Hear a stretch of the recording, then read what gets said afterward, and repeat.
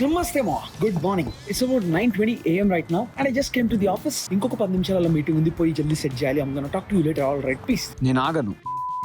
A few moments later. ఇంత crazy ఉందిరా అసలు మన కారు.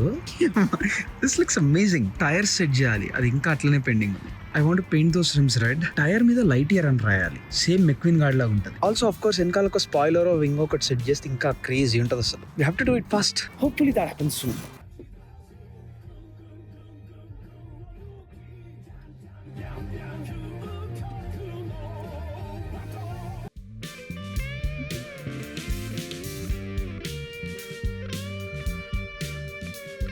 Meanwhile,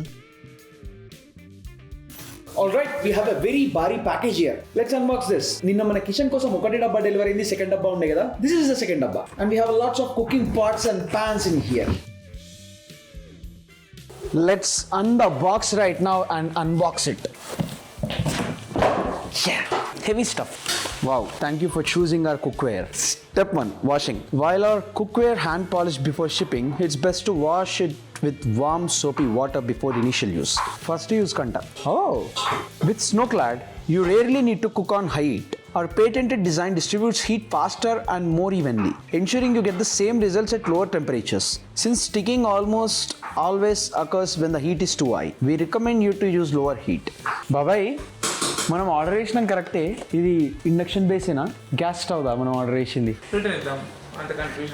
డౌటే, భయం అవుతుంది. అమ్మయ్య, ఇండక్షన్ స్టవ్ నైస్, బాగుంది, క్రేజీ ఉంది కదా. స్టీల్ ఉంది మొత్తం, 160. యా, మంచిగా ఉంది క్వాలిటీ అయితే. Look at this.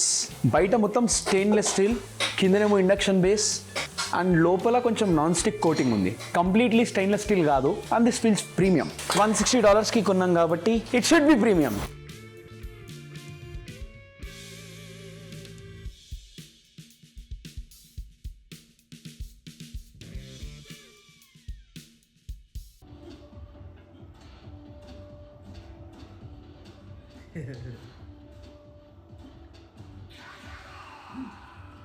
later that night. All right, Dragon Ball Super Broly cinema చూసిన. What an amazing movie. ఆ యానిమేషన్ ఇంకా ఫైట్ ఎంత స్మూత్ ఉందంటే, స్మూతర్ దెన్ క్లారిఫైడ్ బటన్, అంత స్మూత్ ఉంది. సెకండ్ హాఫ్ స్టార్ట్ అయిందంటే మొత్తం ఫైటే. క్రేజీ ఫైట్, క్రేజీ యానిమేషన్, బుర్ర పాడైంది. Loved it. ఆల్సో నేను డ్రాగన్ బాల్ చూసుకుంటే దాని గురించి మాట్లాడుతూ ఉంటే ఆ వైబ్ తోని చూద్దాం అనిపిస్తుంది అని కమెంట్ వచ్చినుండే. సో సీక్వెన్స్ ఏంది, ఎట్లా చూస్తే బెటర్ అని అడిగినుండే. Sequence is very simple. Story ప్రకారం చూస్తే ఫస్ట్ డ్రాగన్ బాల్, తర్వాత డ్రాగన్ బాల్ జీ, దీని తర్వాత డ్రాగన్ బాల్ సూపర్. బట్ నాకు గుర్తున్న దాని ప్రకారం ఇండియాలో ఫస్ట్ రిలీజ్ అయ్యింది ఏంది అంటే, ఫస్ట్ డ్రాగన్ బాల్ కాకుండా డ్రాగన్ బాల్ జీ రిలీజ్ అయిన ఉండే ఇండియాలో. టీవీ గురించి మాట్లాడుతున్నా. సో చాలా మంది డ్రాగన్ బాల్ జీ నుంచి స్టార్ట్ చేసిండ్రు, తర్వాత డ్రాగన్ బాల్ చూసిండ్రు. ట్రెడిషనల్లీ జపాన్ లో ఇంకా నాలాగా తర్వాత చూసిన వాళ్ళందరూ ఫస్ట్ డ్రాగన్ బాల్, తర్వాత డ్రాగన్ బాల్ జీ, తర్వాత Dragon Ball super. This is the flow. ఇప్పుడు డ్రాగన్ బాల్ సూపర్ తర్వాత ఈ స్టోరీ కంటిన్యూషన్ 2 సినిమాలు ఉన్నాయి. ఫస్ట్ ఇది Dragon Ball Super బ్రాలీ, and next ఇది Dragon Ball Super Super Hero. So ఇది డ్రాగన్ బాల్ ది సీక్వెన్స్. ఇప్పటిదాకా నేను కంప్లీట్ చేసింది Dragon Ball Super Broly cinema. Next Dragon Ball Super Super Hero cinema use చేస్తే done. Important స్టోరీని continue చేసి ఆ canon సినిమాలన్నీ అయిపోతాయి. అండ్ ఒక 1.5-2 years ముందు డ్రాగన్ బాల్ ది ఇంకొక చిన్న సిరీస్ రిలీజ్ అయింది. ఇప్పుడు అదేంటంటే డ్రాగన్ బాల్ దైమా. మన సిరీస్ ది ఫ్లో చూసినాం కదా. ఇప్పుడు ఈ డ్రాగన్ బాల్ దైమా ఈ సీక్వెన్స్ ఎక్కడ ఫిట్ అవుతుంది అంటే,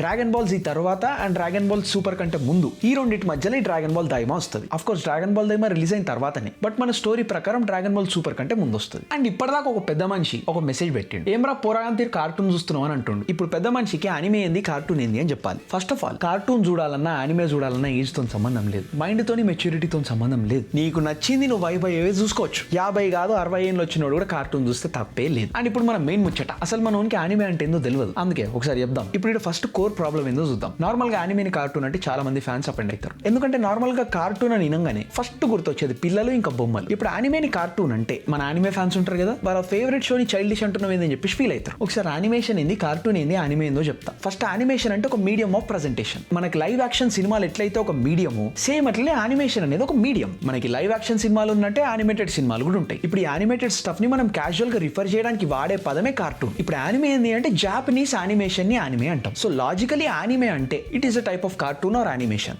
ఒకవేళ కార్టూన్ అంటే మీ డెఫినేషన్ పిల్లలకి మాత్రమే అంటే అక్కడే పప్పుల కాలేసినట్టు. అప్పుడు నువ్వు ఇంకా కార్టూన్ అనే పదాన్ని డిఫైన్ చేస్తలేవు, ఇన్స్టెడ్ ఒక వైబ్ ని డిఫైన్ చేస్తున్నట్టు అవుతుంది. ఒక జబర్దస్త్ ఎగ్జాంపుల్ తో చూద్దాం. ఫ్యామిలీ గై ఆల్మోస్ట్ అందరికి తెలిసి ఉంటుందా? అది కార్టూనేనా? అందరు కార్టూనే అంటారా?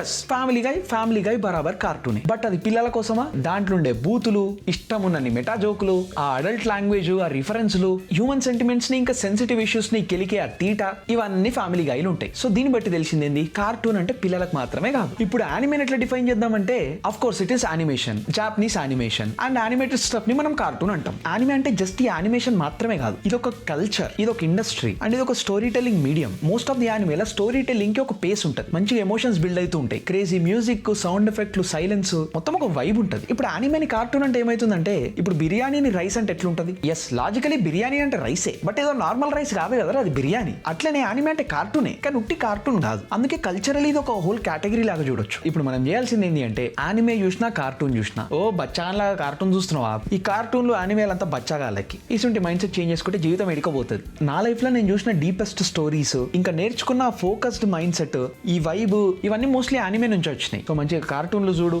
యానిమేలు చూడు, డోరేమాన్ చూడు, షిన్చాన్ చూడు, నీకు నచ్చింది చూడు, వైబ్గా నేర్చుకో, ఇచ్చిపడే. అండ్ విత్ దట్ మనం రేపు ఇంకొక రిమైనింగ్ ఆ డ్రాగన్ బాల్ సినిమా చూద్దాం, ఇచ్చిపడేద్దాం. అండ్ యా, అంతే మరి, బాయ్.